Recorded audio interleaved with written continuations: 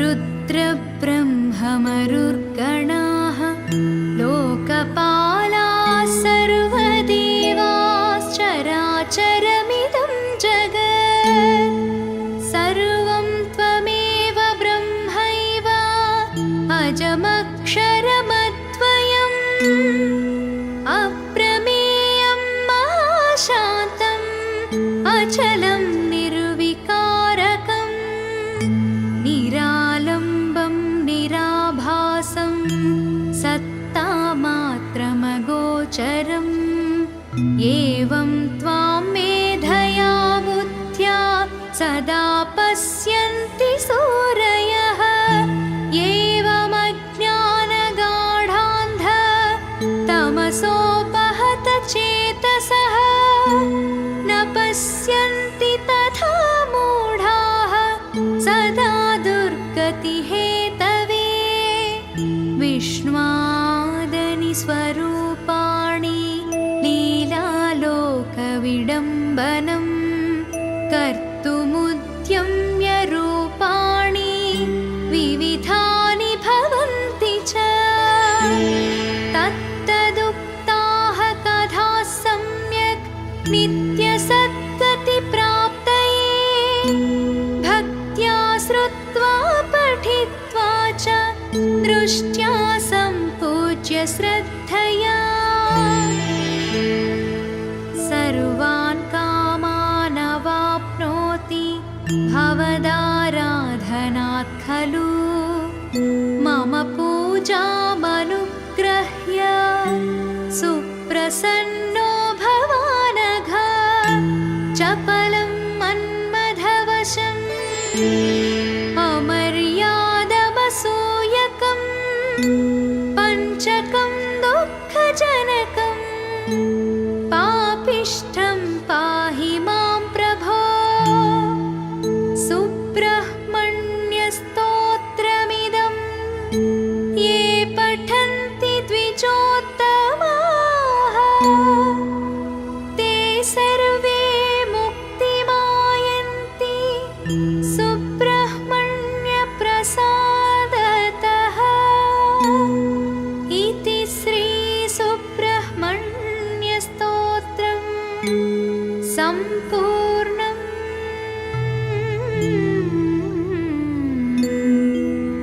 फलमु ज्ञानप्राप्ति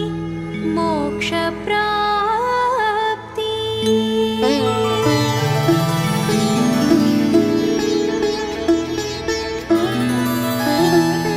आदित्य विष्णु विघ्नेश रुद्रब्रह्ममरुर्गणाः लोकपालाः सर्वदेवाश्चराचरमिदं जगत् सर्वं त्वमेव ब्रह्मैव अजमक्षरमद्वयम् अप्रमेयं महाशान्तम् अचलं निर्विकारकम् निरालम्बं निराभासं सत्तामात्रमगोचरम् एवं त्वां मेधया बुद्ध्या सदा पश्यन्ति सूरयः एवमज्ञानगाढान्ध तमसोपहत चेतसः न पश्यन्ति तथा मूढाः सदा दुर्गतिहेतवे विष्णुवादनि स्वरूपाणि लीलालोकविडम्बनं कर्तुमुद्यम्य रूपाणि विविधानि भवन्ति च तत्तदुक्ताः कथाः सम्यक् नित्यसद्गतिप्राप्तये भक्त्या श्रुत्वा पठित्वा च दृष्ट्या सम्पूज्य श्रद्धया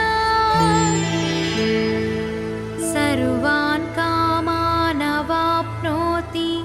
भवदाराधनात् खलु मम पूजामनुग्रह्य सुप्रसन्नो भवानघ चपलं मन्मथवशम् अमर्यादमसूयकम् पञ्चकं दुःखजनकम् पापिष्ठं पाहि मां प्रभो सुब्रह्मण्यस्तोत्रमिदं ये पठन्ति द्विजोत्तमाः ते सर्वे मुक्तिमायन्ति सुब्रह्मण्यप्रसादतः इति श्रीसुब्रह्मण्यस्तोत्रम् सम्पूर्णम्।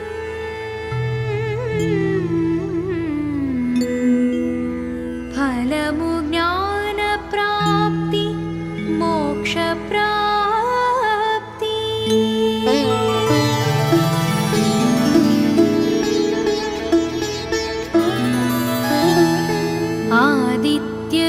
आदित्यविष्णुविघ्नेश रुद्रब्रह्ममरुर्गणाः लोकपालाः सर्वदेवाश्चराचरमिदं जगत् सर्वं त्वमेव ब्रह्मैव अजमक्षरमद्वयम् अप्रमेयं महाशान्तम् अचलं निर्विकारकम् निरालम्बं निराभासं सत्तामात्रमगोचरम्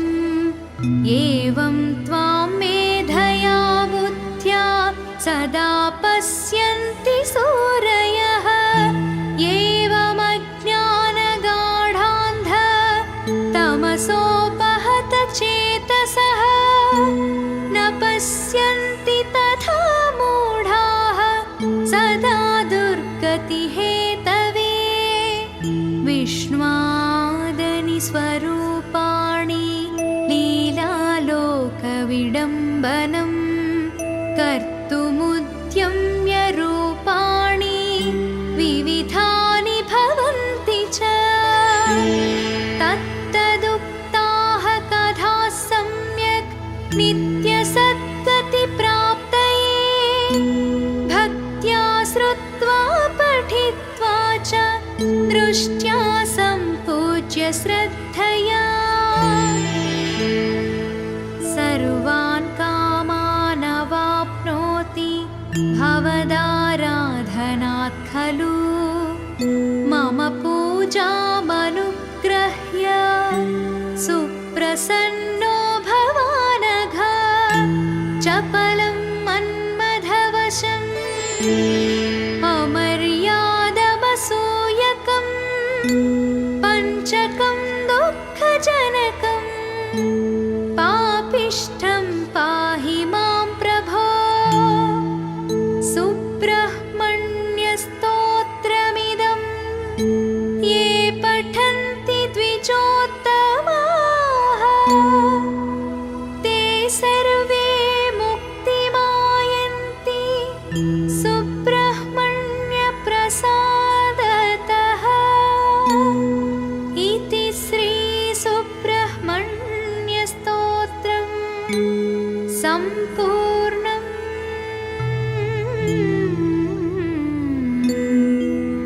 फलमु ज्ञानप्राप्ति मोक्षप्राप्ति।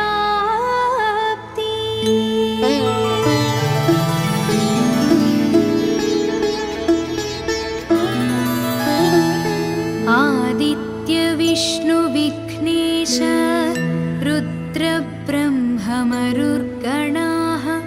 लोकपालाः सर्वदेवाश्चराचरमिदं जगत् सर्वं त्वमेव ब्रह्मैव अजमक्षरमद्वयम् अप्रमेयं महाशान्तम् अचलं निर्विकारकम् निरालम्बं निराभासं सत्तामात्रमगोचरम् एवं त्वां मेधया बुद्ध्या सदा पश्यन्ति सूरयः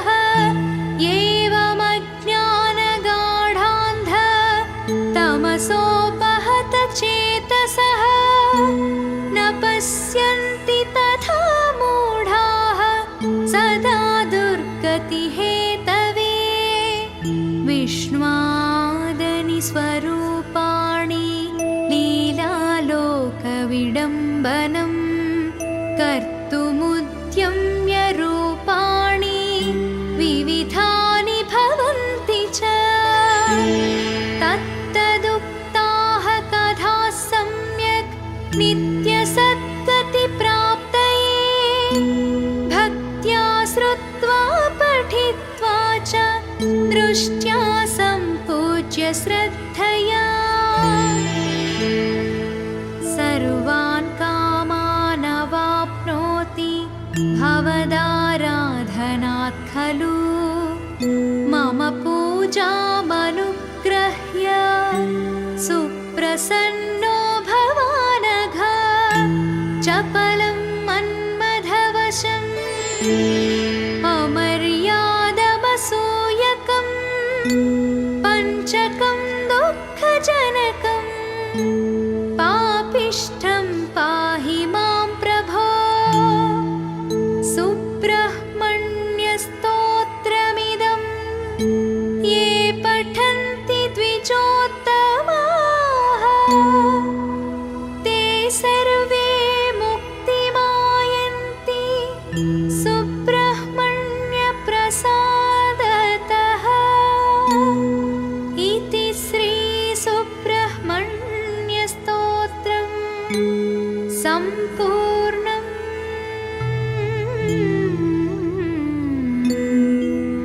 फलमु ज्ञानप्राप्ति मोक्षप्राप्ति।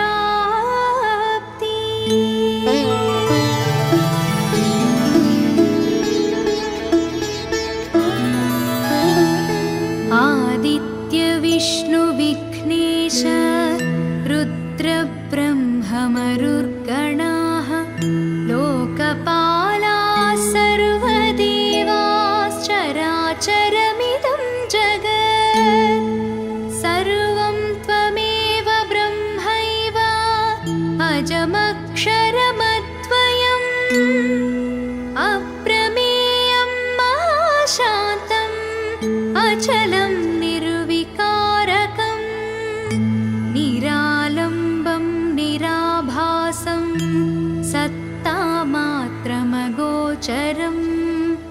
एवं त्वां मेधया बुद्ध्या सदा पश्यन्ति सूरयः एवमज्ञानगाढान्ध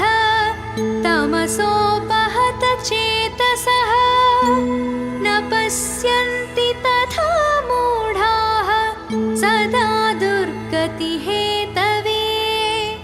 विष्णुवादनि स्वरूपाणि लीलालोकविडम्बनं कर्तुमुद्यम्य रूपाणि विविधानि भवन्ति च तत्तदुक्ताः कथाः सम्यक् नित्यसद्गतिप्राप्तये भक्त्या श्रुत्वा पठित्वा च दृष्ट्या सम्पूज्य श्रद्धया सर्वान् कामान् अवाप्नोति भवदाराधनात् खलु मम पूजामनुग्रह्य सुप्रसन्नो भवानघ चपलं मन्मथवशम् अमर्यादमसूयकं पञ्चकं दुःखजनकं पापिष्ठं पाहि मां प्रभो सुब्रह्मण्यस्तोत्रमिदं ये पठन्ति द्विजोत्तमाः ते सर्वे मुक्तिमायन्ति सुब्रह्मण्यप्रसादतः इति श्री सुब्रह्मण्यस्तोत्रम् सम्पूर्णम्।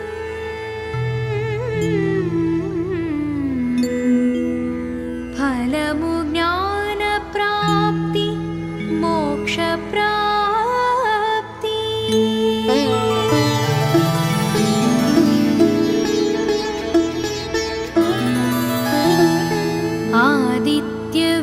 आदित्यविष्णुविघ्नेश रुद्रब्रह्ममरुर्गणाः लोकपालाः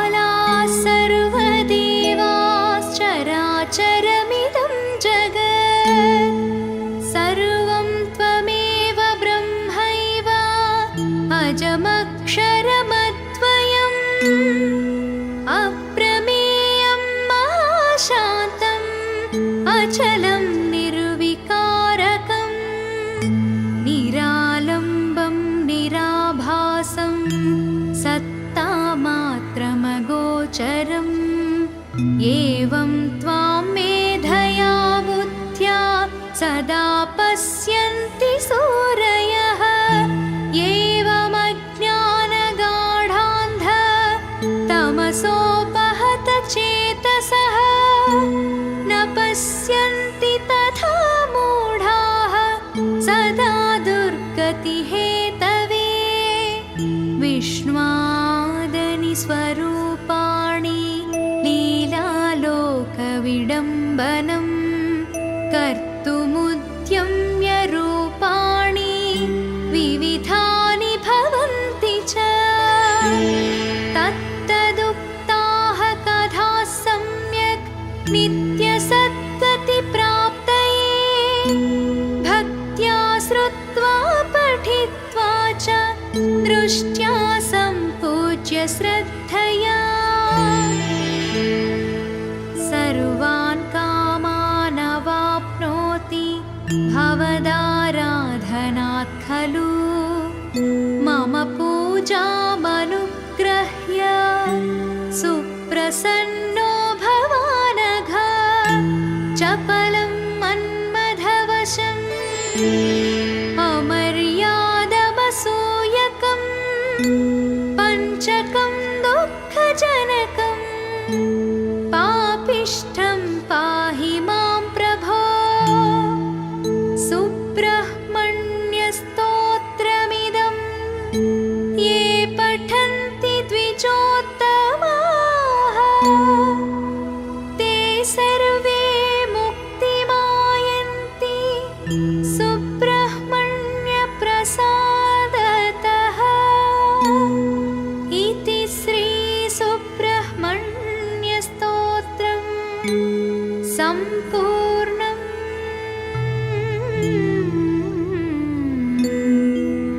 फलमु ज्ञानप्राप्ति मोक्षप्राप्ति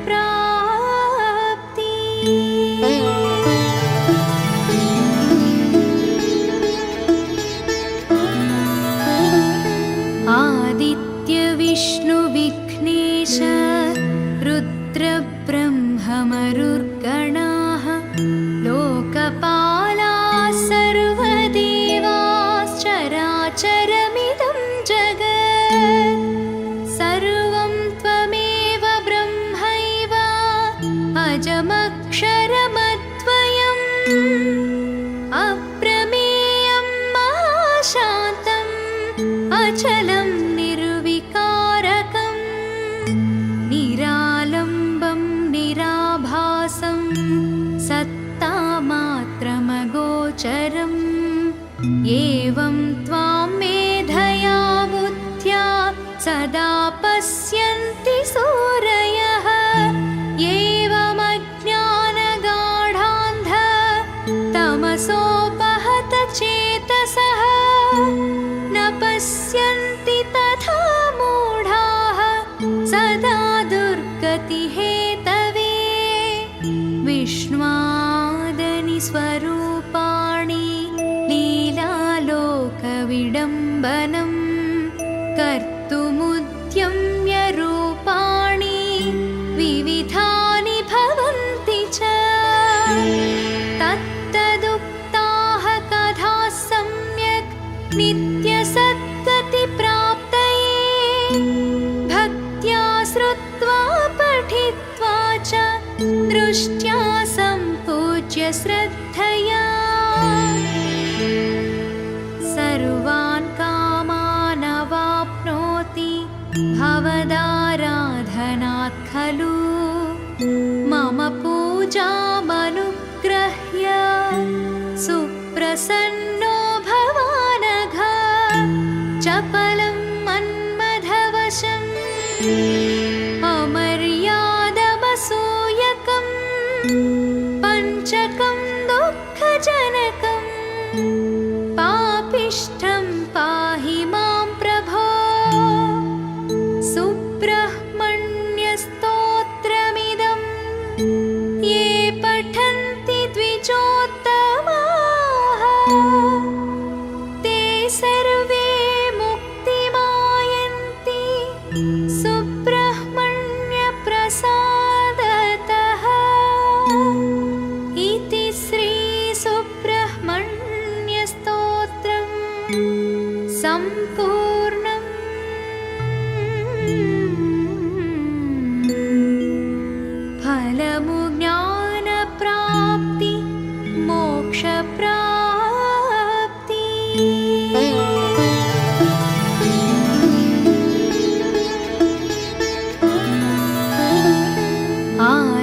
विष्णुविघ्नेश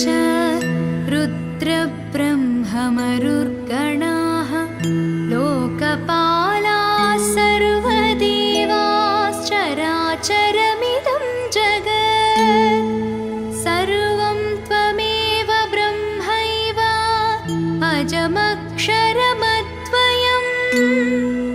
अप्रमेयं महाशान्तम्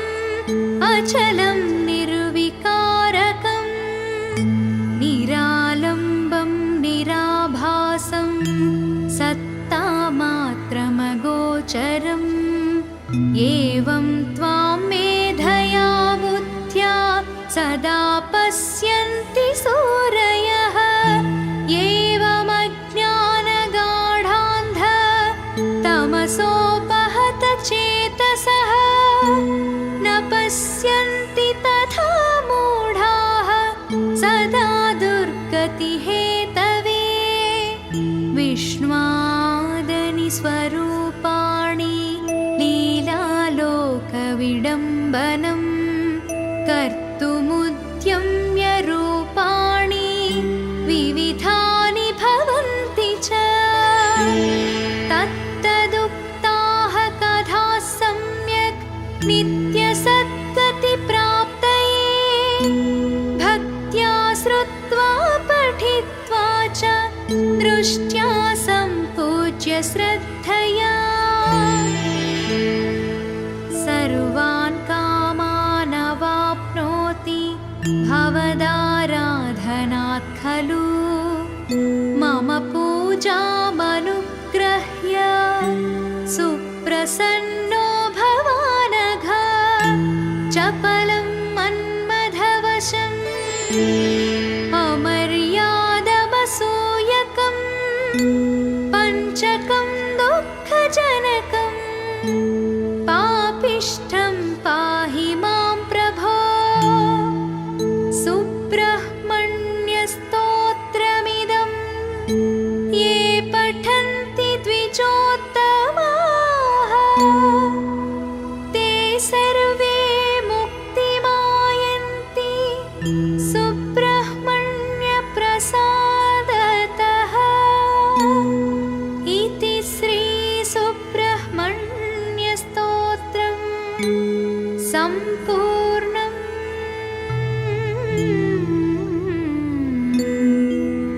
फलमु ज्ञानप्राप्ति मोक्षप्राप्ति।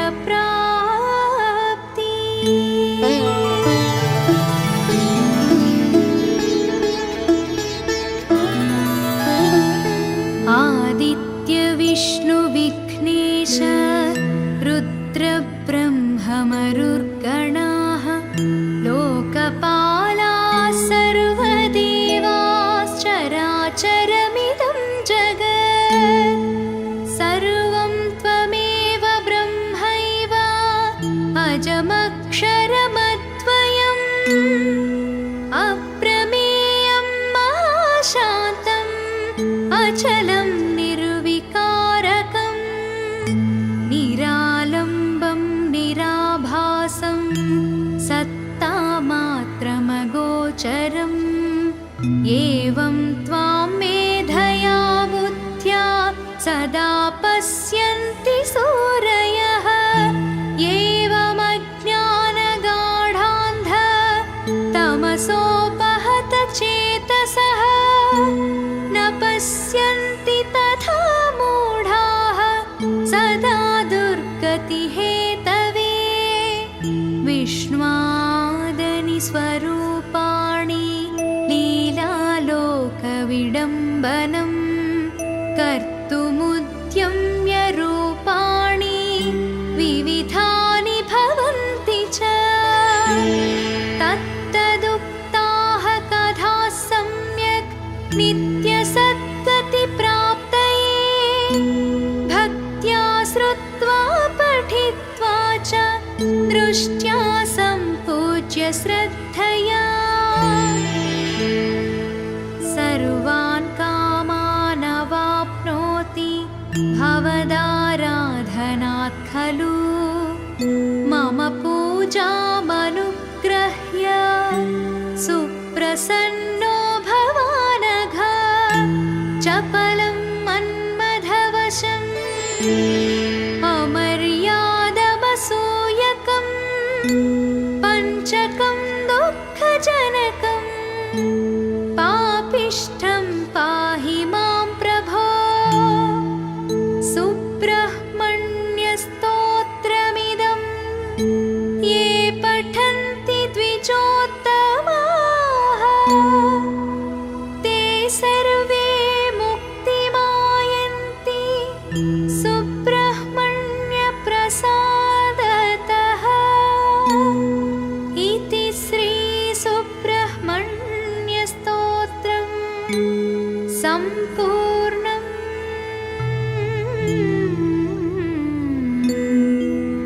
फलमु ज्ञानप्राप्ति मोक्षप्राप्ति।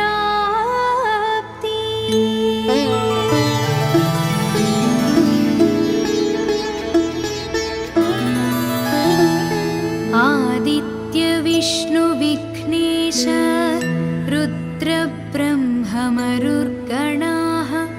लोकपालाः सर्वदेवाश्चराचरमिदं जगत् सर्वं त्वमेव ब्रह्मैव अजमक्षरमद्वयम् अप्रमेयं महाशान्तम् अचलं निर्विकारकं निरालम्बं निराभासं सत्तामात्रमगोचरम् एवं त्वां मेधया बुद्ध्या सदा पश्यन्ति सूरयः एवमज्ञानगाढान्ध तमसोपहत चेतसः न पश्यन्ति तथा मूढाः सदा दुर्गतिहेतवे विष्णुवादनि स्वरूपाणि लीलालोकविडम्बनं कर्तुमुद्यम्य रूपाणि विविधानि भवन्ति च तत्तदुक्ताः कथाः सम्यक् नित्यसद्गतिप्राप्तये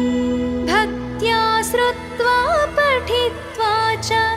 दृष्ट्या सम्पूज्य श्रद्धया सर्वान् कामान् अवाप्नोति भवदाराधनात् खलु मम पूजामनुग्रह्य सुप्रसन्नो भवानघ चपलं मन्मथवशम् अमर्यादमसूयकं पञ्चकं दुःखजनकं पापिष्ठं पाहि मां प्रभो सुब्रह्मण्यस्तोत्रमिदं ये पठन्ति द्विजोत्तमाः ते सर्वे मुक्तिमायन्ति सुब्रह्मण्यप्रसादतः इति श्रीसुब्रह्मण्यस्तोत्रम् सम्पूर्णम्।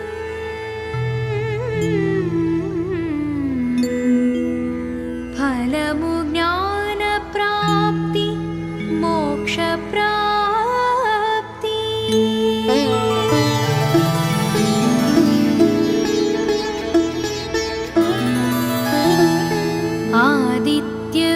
आदित्यविष्णुविघ्नेश रुद्रब्रह्ममरुर्गणाः लोकपालाः सर्वदेवाश्चराचरमिदं जगत् सर्वं त्वमेव ब्रह्मैव अजमक्षरमद्वयम् अप्रमेयं महाशान्तम् अचलं निर्विकारकं निरालम्बं निराभासं सत्तामात्रमगोचरम् एवं त्वां मेधया बुद्ध्या सदा पश्यन्ति सूरयः एवमज्ञानगाढान्ध तमसोपहत चेतसः न पश्यन्ति तथा मूढाः सदा दुर्गतिहेतवे विष्णुवादनि स्वरूपाणि लीलालोकविडम्बनं कर्तुमुद्यम्य रूपाणि विविधानि भवन्ति च तत्तदुक्ताः कथाः सम्यक् नित्यसद्गतिप्राप्तये भक्त्या श्रुत्वा पठित्वा च दृष्ट्या सम्पूज्य श्रद्धया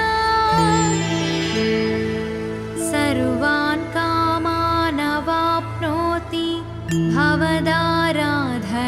खलु मम पूजामनुग्रह्य सुप्रसन्नो भवानघ चपलं मन्मथवशम् अमर्यादमसूयकं पञ्चकं दुःखजनकम् पापिष्ठं पाहि मां प्रभो सुब्रह्मण्यस्तोत्रमिदं ये पठन्ति द्विजोत्तमाः ते सर्वे मुक्तिमायन्ति सुब्रह्मण्यप्रसादतः इति श्री सुब्रह्मण्यस्तोत्रम् सम्पूर्णम्।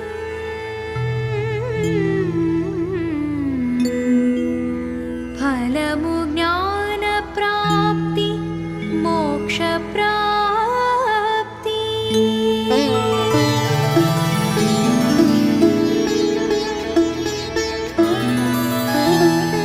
आदित्य विष्णु विघ्नेश रुद्रब्रह्ममरुर्गणाः लोकपालाः सर्वदेवाश्चराचरमिदं जगत् सर्वं त्वमेव ब्रह्मैव अजमक्षरमद्वयम् अप्रमेयं महाशान्तम् अचलं निर्विकारकम् निरालम्बं निराभासं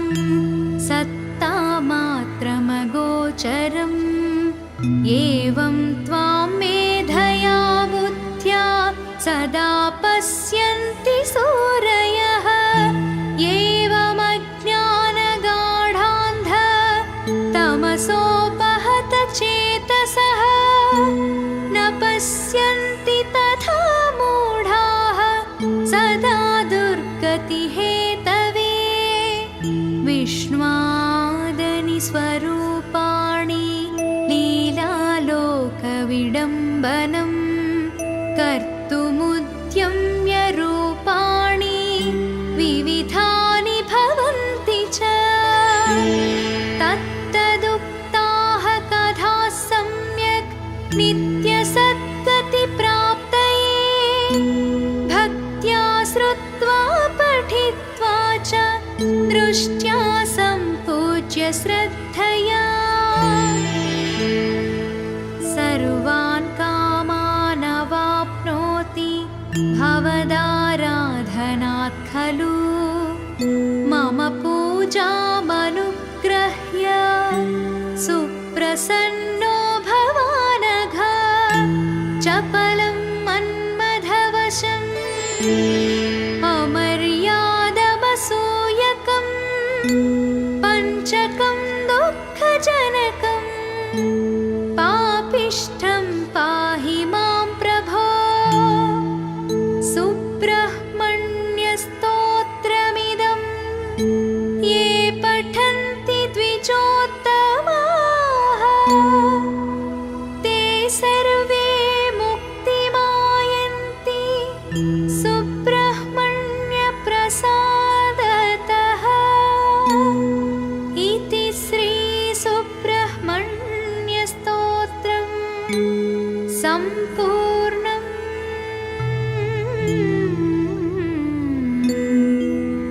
फलमु ज्ञानप्राप्ति मोक्षप्राप्ति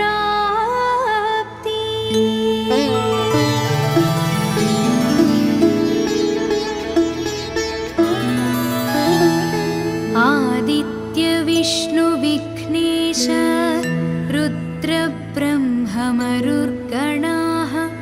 लोकपालाः सर्वदेवाश्चराचरमिदं जगत् सर्वं त्वमेव ब्रह्मैव अजमक्षरमद्वयम् अप्रमेयं महाशान्तम् अचलं निर्विकारकम् निरालम्बं निराभासं सत्तामात्रमगोचरम् एवं त्वां मेधया बुद्ध्या सदा पश्यन्ति सूरयः एवमज्ञानगाढान्ध तमसोपहत चेतसः न पश्यन्ति तथा मूढाः सदा दुर्गतिहेतवे विष्णुवादनि स्वरूपाणि लीलालोकविडम्बनम् कर्तुमुद्यम्य रूपाणि विविधानि भवन्ति च तत्तदुक्ताः कथाः सम्यक् नित्यसद्गतिप्राप्तये भक्त्या श्रुत्वा पठित्वा च दृष्ट्या सम्पूज्य श्रद्धया सर्वान् कामान् अवाप्नोति भवदाराधनात् खलु मम पूजामनुग्रह्य सुप्रसन्नो भवानघ चपलं मन्मथवशम् अमर्यादमसूयकं पञ्चकं दुःखजनकम् पापिष्ठं पाहि मां प्रभो सुब्रह्मण्यस्तोत्रमिदं ये पठन्ति द्विजोत्तमाः ते सर्वे मुक्तिमायन्ति सुब्रह्मण्यप्रसादतः इति श्री सुब्रह्मण्यस्तोत्रम् सम्पूर्णम्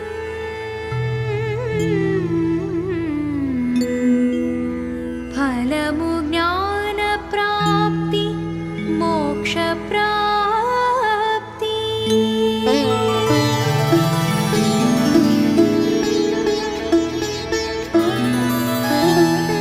आदित्य विष्णु विघ्नेश रुद्रब्रह्ममरुर्गणाः लोकपालाः सर्वदेवाश्चराचरमिदं जगत् सर्वं त्वमेव ब्रह्मैव अजमक्षरमद्वयम् अप्रमेयं महाशान्तम् अचलं निर्विकारकम् निरालम्बं निराभासं सत्तामात्रमगोचरम् एवं त्वां मेधया बुद्ध्या सदा पश्यन्ति सूरयः एवमज्ञानगाढान्ध तमसोपहत चेतसः न पश्यन्ति तथा मूढाः सदा दुर्गतिहेतवे विष्णुवादनि स्वरूपाणि लीलालोकविडम्बनम् कर्तुमुद्यम्य रूपाणि विविधानि भवन्ति च तत्तदुक्ताः कथाः सम्यक् नित्यसद्गतिप्राप्तये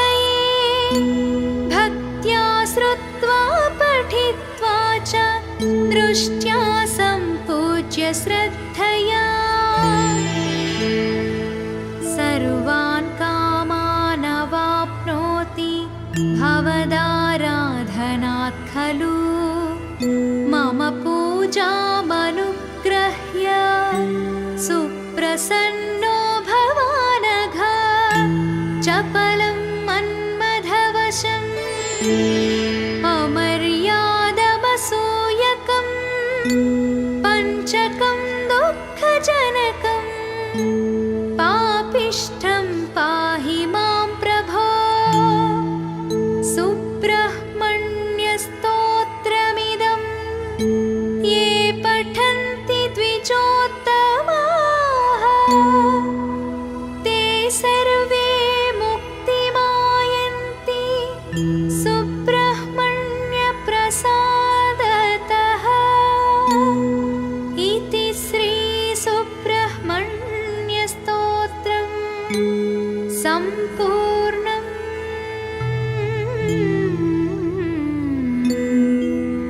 फलमु ज्ञानप्राप्ति मोक्षप्राप्ति।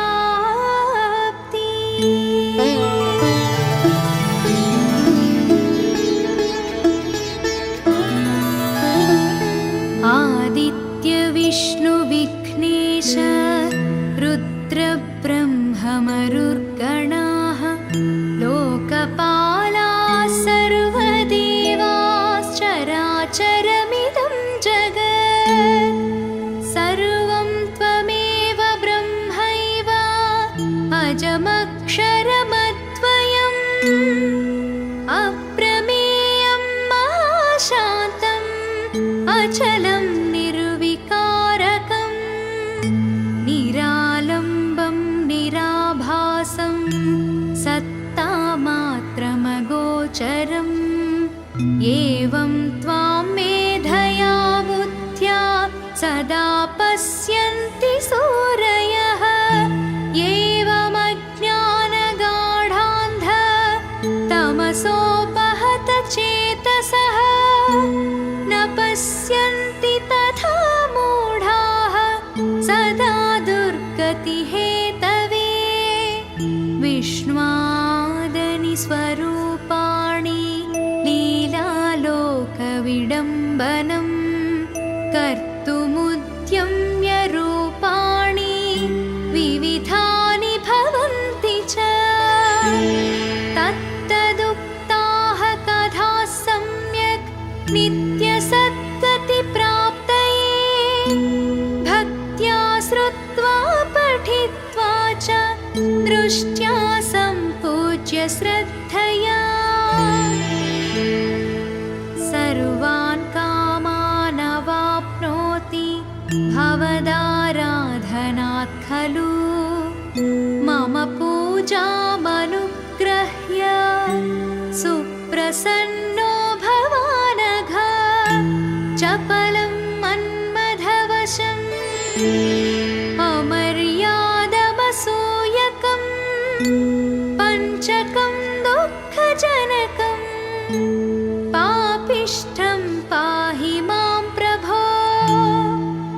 सुब्रह्मण्यस्तोत्रमिदं ये पठन्ति द्विजोत्तमाः ते सर्वे मुक्तिमायन्ति सुब्रह्मण्यप्रसादतः इति श्री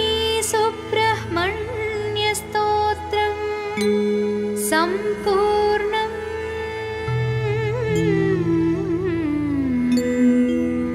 फलमु ज्ञानप्राप्ति मोक्षप्राप्ति।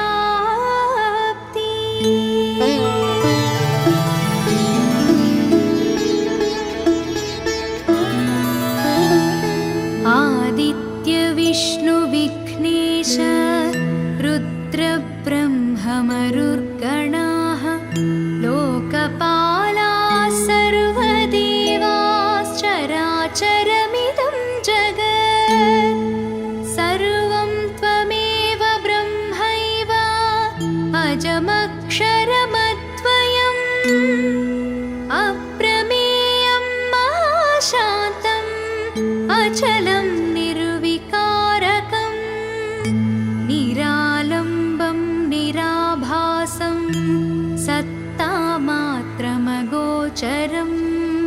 एवं त्वां मेधया बुद्ध्या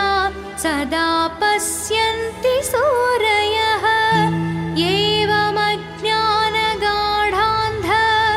तमसोपहत चेतसः न पश्यन्ति तथा मूढाः सदा दुर्गतिहेतवे विष्णुवादनि स्वरूपाणि लीलालोकविडम्बनं कर्तुमुद्यम्य रूपाणि विविधानि भवन्ति च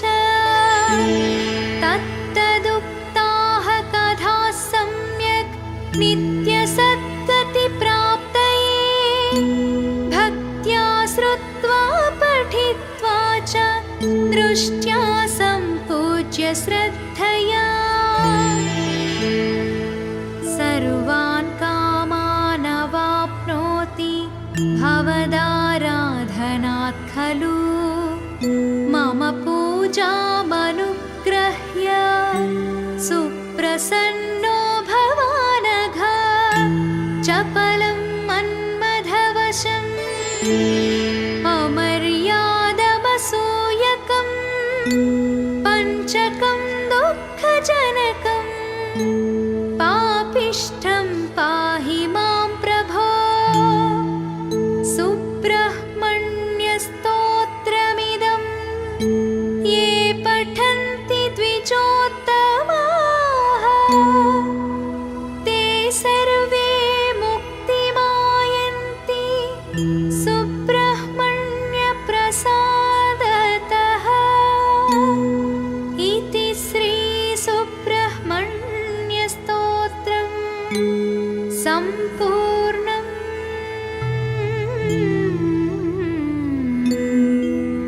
फलमु ज्ञानप्राप्ति मोक्षप्राप्ति।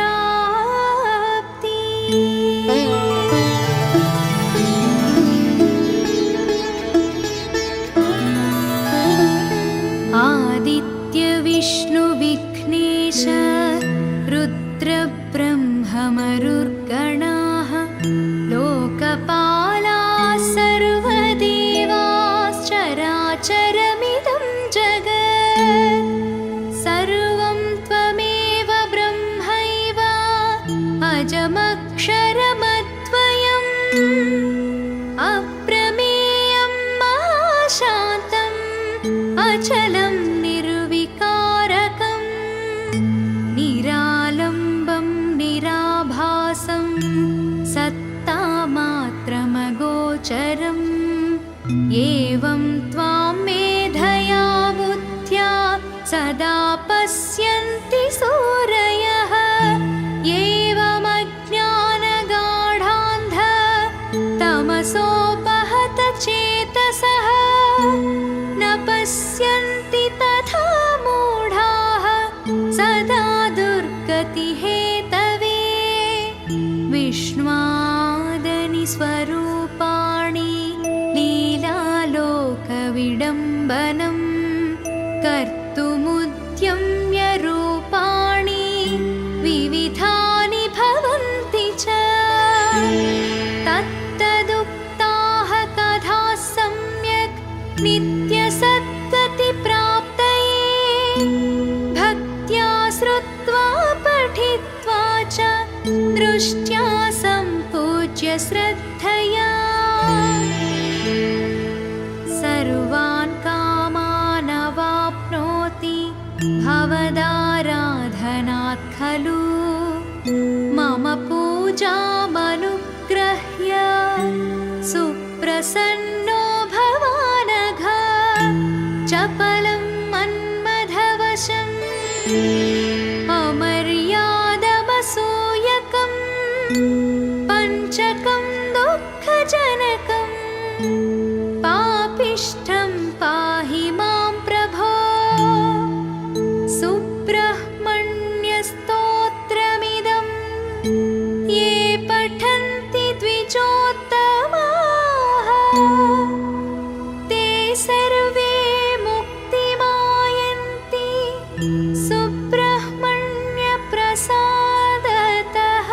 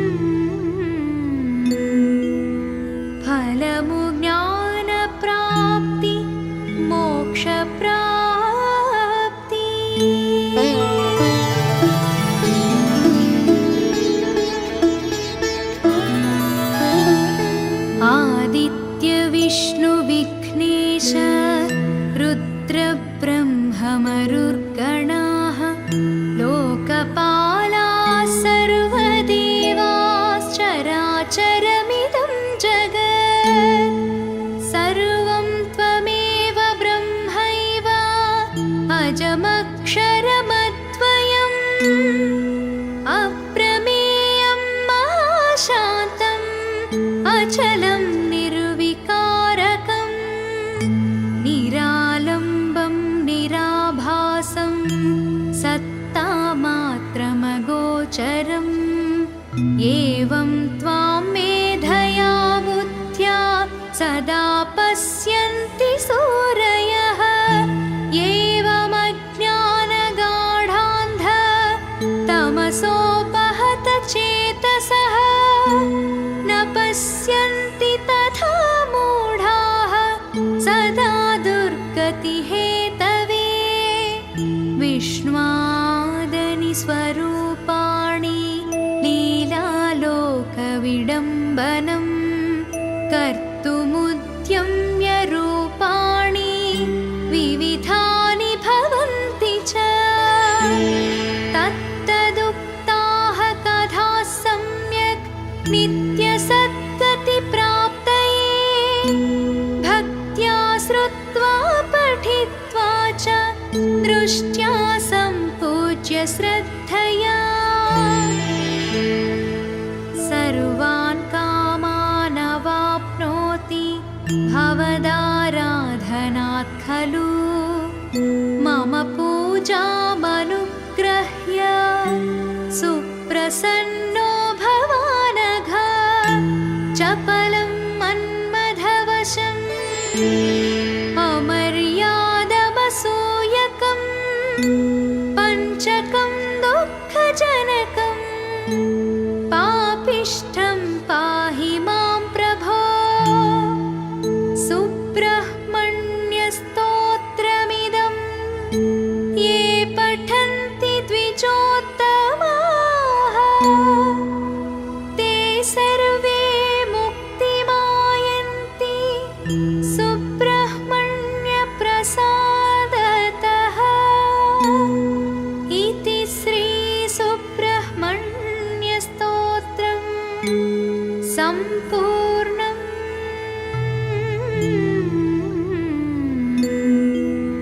फलमु ज्ञानप्राप्ति मोक्षप्राप्ति।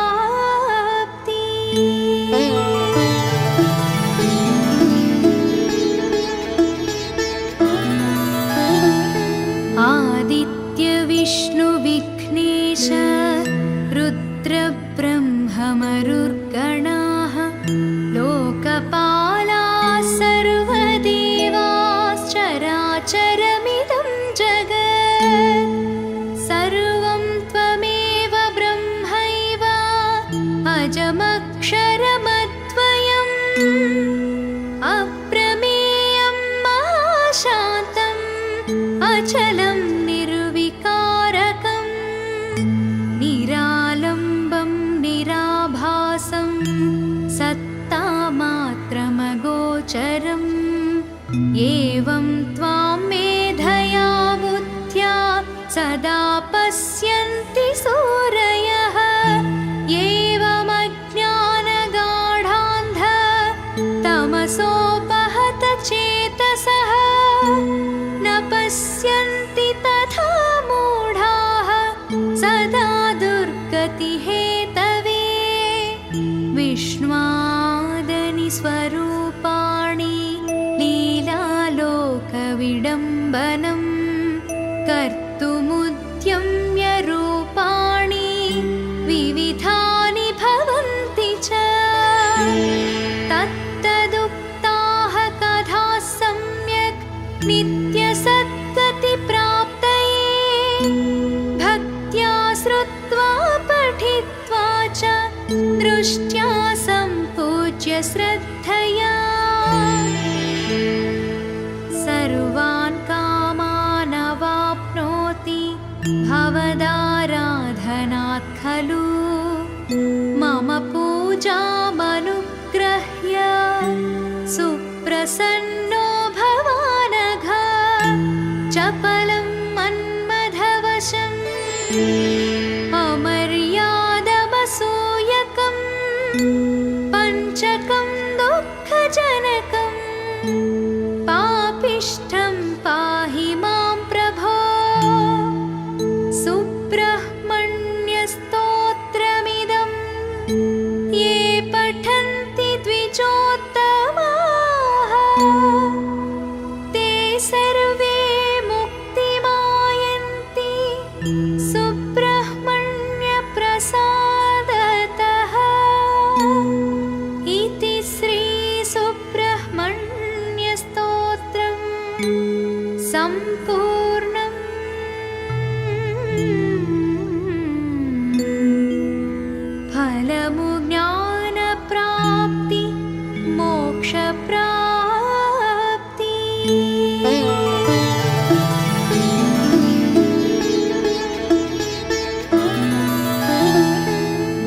आदित्यविष्णुविघ्नेश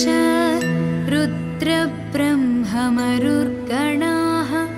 लोकपालाः सर्वदेवाश्चराचरमिदं जगत् सर्वं त्वमेव ब्रह्मैव अजमक्षरमद्वयम् अप्रमेयं महाशान्तम्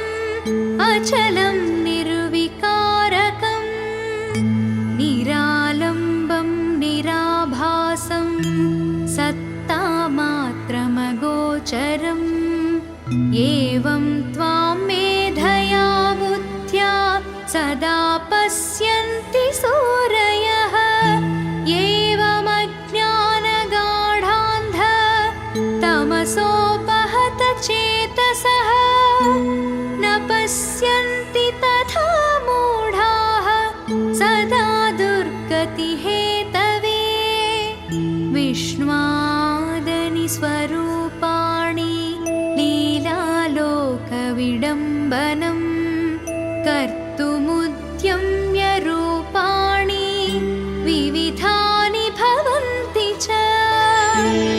तत्तदुक्ताः कथाः सम्यक् नित्यसद्गतिप्राप्तये भक्त्या श्रुत्वा पठित्वा च दृष्ट्या सम्पूज्य श्रद्धया सर्वान् कामान् अवाप्नोति भवदाराधनात् खलु मम पूजामनुग्रह्य सुप्रसन्नो भवानघ चपलं मन्मथवशम्